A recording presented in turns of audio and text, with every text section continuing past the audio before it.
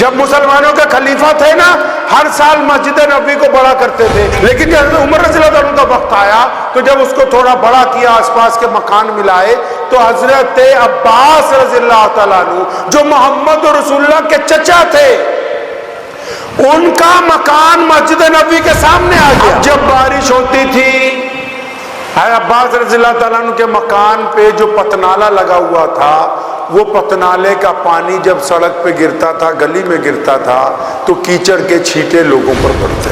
کسی نے حضرت عمر رضی اللہ تعالیٰ عنہ سے کہا کہ عمر، اور رسول اللہ کے چچا کے گھر کا پرنالہ نظر نہیں آتا؟ پانی گرتا ہے، چھینٹے پڑتے ہیں، آپ کو نظر نہیں آتا؟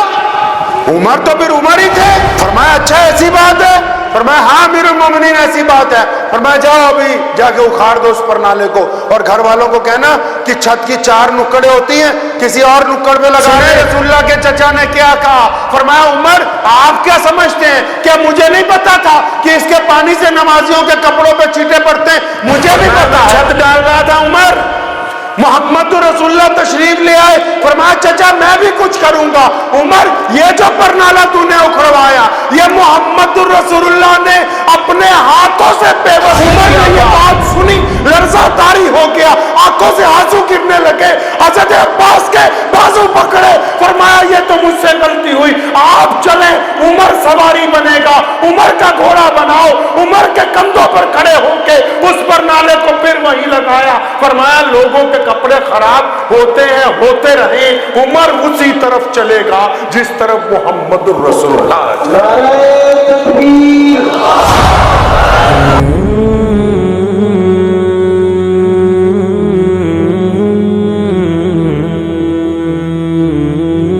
سیدنا عمر رضی اللہ تعالیٰ عنہ جلیل القدر صحابی، مسلمانوں کا امیر المومنین، لاکھوں مربع میل کا حکمران، جب مسلمانوں کے خلیفہ تھے نا، ہر سال مسجد نبوی کو بڑا کرتے تھے۔ حضرت ابوبکر نے بھی اپنے دور میں بڑی کی، عمر نے بھی کی، حضرت عثمان نے بھی کی، لیکن جب حضرت عمر رضی اللہ عنہ کا وقت آیا تو جب اس کو تھوڑا بڑا کیا، آس پاس کے مکان ملائے، تو حضرت عباس رضی اللہ تعالیٰ عنہ جو محمد رسول اللہ کے چچا تھے، ان کا مکان مسجد نبوی کے سامنے آ گیا۔ اب جب بارش ہوتی تھی، عباس رضی اللہ تعالیٰ عنہ کے مکان پہ جو پتنالہ لگا ہوا تھا، وہ پتنالے کا پانی جب سڑک پہ گرتا تھا، گلی میں گرتا تھا، تو کیچڑ کے چھینٹے لوگوں پر پڑتے۔ کسی نے حضرت عمر رضی اللہ تعالیٰ عنہ سے کہا کہ عمر، اور رسول اللہ کے چچا کے گھر کا پرنالہ نظر نہیں آتا؟ پانی گرتا ہے، چھینٹے پڑتے ہیں، آپ کو نظر نہیں آتا؟ عمر تو پھر عمر ہی تھے۔ فرمایا اچھا ایسی بات ہے؟